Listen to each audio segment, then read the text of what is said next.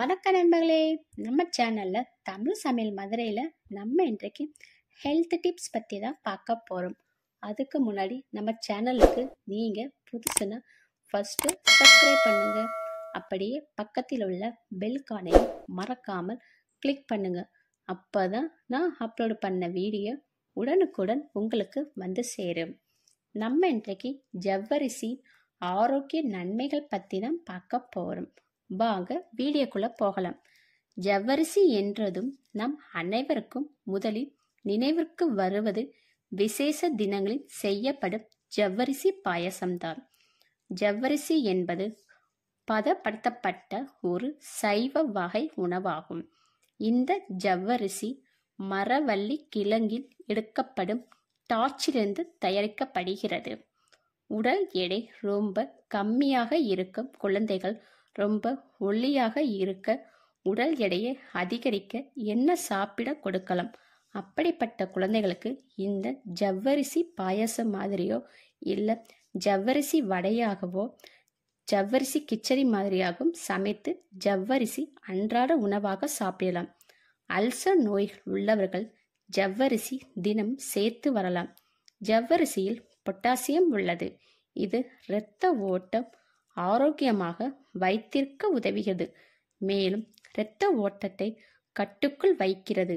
நீங்கள் கர்ப்பமாக இருக்கிறீர்கள் என்றால் உங்கள் உணவு முறையில் ஜவ்வரிசி சேர்ப்பது ஆரோக்கியமான விசேஷமாகும்.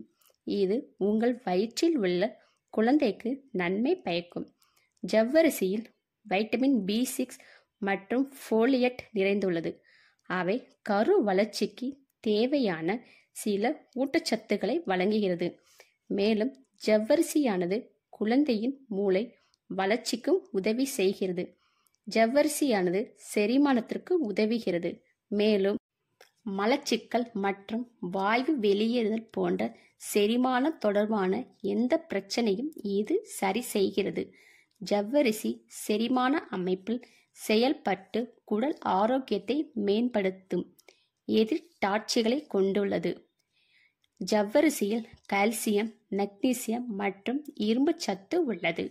எலும்பின் அடர்த்தியை அதிகரிக்க உதவி புரிகின்றது. இதனால் எலும்பின் ஆரோக்கியம் மேம்படுத்துகிறது. நமது இரத்தத்தில் சிகப்பு இரத்த அணுக்கள் உற்பத்தி குறையும் போது அனிமியா இரத்த சோகை நோய் உருவாகிறது. இரத்த சோகை நோய் பெரும்பாலும் குழந்தைகளுக்கும் அதிலும் பெண் குழந்தைகளுக்கு அதிகம் ஏற்படுகிறது. ஜவ்வரிசி நமது உடலில் ஹீமோகுளோபின் மற்றும் சிகப்பு இரத்த அணுக்களை அதிகரிக்க செய்யும் ஆற்றல் வாய்ந்த உணவாக இருக்கிறது. எனவே இரத்த சோகை நோய் வராமல் இருக்க ஜவ்வரிசி கொண்டு செய்யப்பட்ட உணவுகள் சாப்பிடலாம். வைட்டமின் A மற்றும் வைட்டமின் C சத்துக்கள் அதிகம் உள்ளது. இந்த இரண்டு வைட்டமின்கள் சத்துக்களும் உடலின் நோய் எதிர்ப்பு சக்தியை அதிகரிக்க செய்ய உதவுகிறது. ஜவ்வரிசி கொண்டு தயாரிக்கப்பட்ட உணவு சாப்பிட்டு வருவதன் மூலம் அதில் உள்ள வைட்டமின் சத்துக்கள் கிடைக்கப்பெற்று நமது நோய் எதிர்ப்பு மண்டலம் வலுவடைகிறது. ஜுரம் தொற்று நோய் நம்மை அணுகாமல் காக்குகிறது. ஜவ்வரிசியில் புரதச்சத்து அதிகம் உள்ளது. ஜவ்வரிசி உணவுகளை சாப்பிடுபவர்களுக்கு இரத்தத்தில் அதிக கொலஸ்ட்ரால் படிவதை தடுக்கிறது. இதனால் இதயத்திற்கு செல்லும் இரத்த குழாய் மற்றும் இதய தசைகளின் இயக்கம் சீராக்கப்பட்டு இதய பாதிப்பு ஏற்படாமல் காக்குகிறது. ஜவ்வரிசியில் புரதம் மற்றும் கார்போஹைட்ரேட் சத்துக்கள் அதிகம் உள்ளது. அரிசி உணவை அடிக்கடி சாப்பிடுவதை தவிர்த்து ஒருவேளை ஜவ்வரிசி கொண்டு செய்யப்பட்ட உணவுகளை சாப்பிடுவதால் உடலுக்கு ஏராளமான சக்தி கிடைக்கிறது. குறிப்பாக விளையாட்டில் ஈடுபடுபவர்கள் ஜவ்வரிசி கொண்டு செய்யப்பட்ட உணவுகளை சாப்பிடுவதால் அவர்களின் உடலில் இழந்த சத்துக்களை விரைவில் ஈடு செய்கிறது. தசைகளுக்கும் வலிமையை தருகிறது. உடலையும் மனதையும் சுறுசுறுப்பாக செயல்பட வைக்கிறது. இது சர்க்கரை நோயாளிக்கு உகந்த உணவு அல்ல. இதில் அதிகமாக சர்க்கரை உள்ளது.